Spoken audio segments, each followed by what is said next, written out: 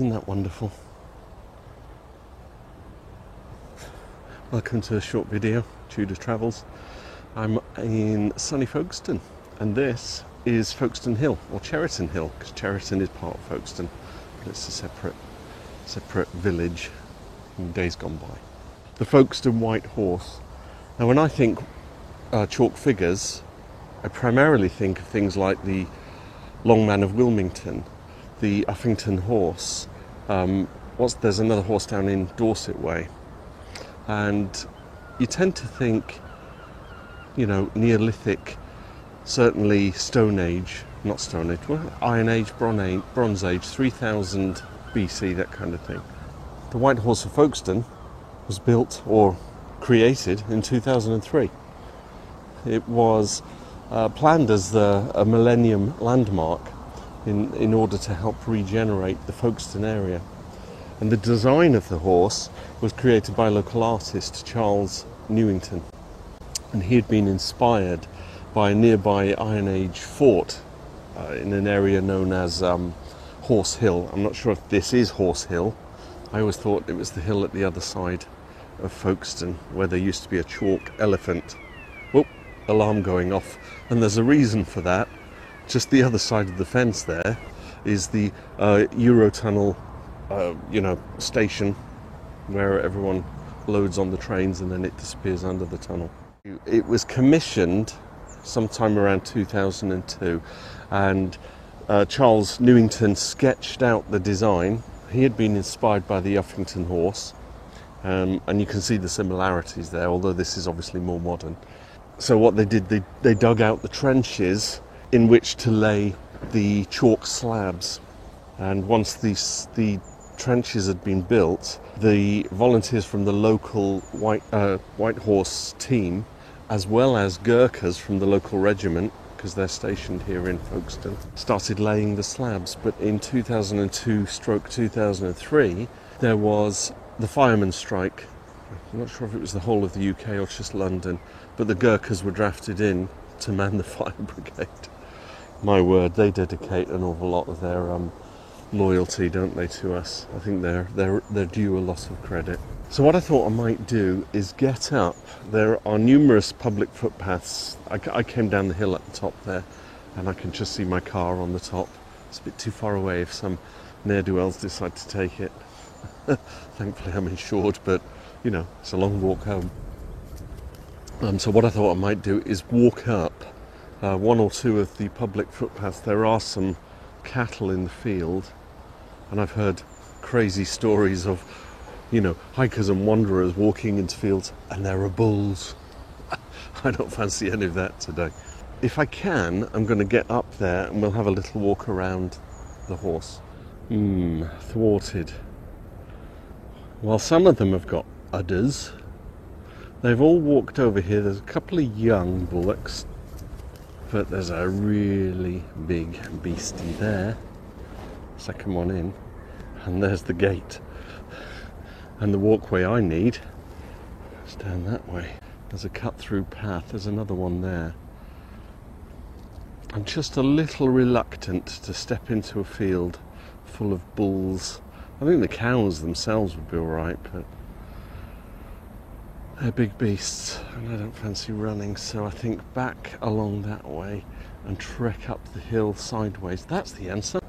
The footpath comes along here, as you can see, goes off down into the distance, but actually there's a cut through just before the woods over here, so I can cut through. You can see the gate, go up the side of the hill and get to the horse that way. So let's go, let's walk down here a little. When I get to the hill we'll put some more footage on. Look, look, look. A country style fences, they're all wandering that way. I'm going to climb this. It's not one of those official country styles because there's no mid path to climb over. Precarious. Oh, you've lost me. Oh, the things we do for our YouTube channel. Right, cut across here. Keep a wistful eye on the heifers and their bullocks and the calves and their mothers and father cows Oh, look at that. That could be just the ticket.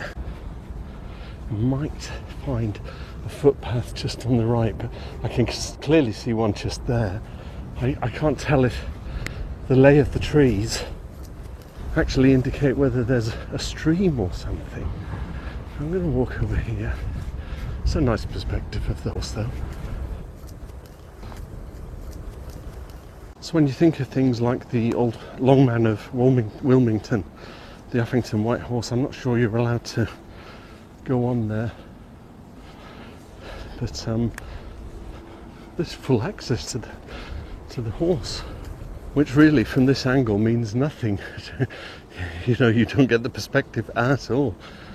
But I'm going to walk up, stand on the tip, the nose, the eye, see if I can get a view from the top coming down. I know that from up there you can get kind of a perspective. Right, let's go and hit this horse. Halfway up the hill, you can see the vista behind me, and up there. But I thought I'd like to show you this. What you've got, and I'm not sure if it's erosion, but it's kind of layered as it comes down the hill, and you can see it all along here, all the way in the distance there. I'm actually walking on the layers here. I'm using them as stairs, but they're a little slippery. Anyway, we shall go to the foot. I'm kind of walking sideways here. Oh, it seems taking so long. Now at the foot, or the hoof of the horse. Take a look. You've got these slabs, which are supposedly chalk slabs, but they look like concrete to me. But they're all held in with these pins. So I guess, you know, use this as an anchor, slot the next one on. There's a rather decent selection of pictures of the Gurkhas doing their stuff. Right, I'm going to go up to the top, and then we'll have a look at the vista and see if we can have a view. I'll record the footage of me climbing up, and it'll kind of go in a bit faster motion.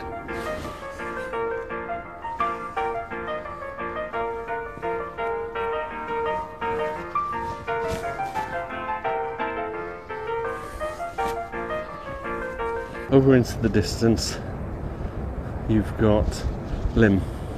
Sellindge goes that way.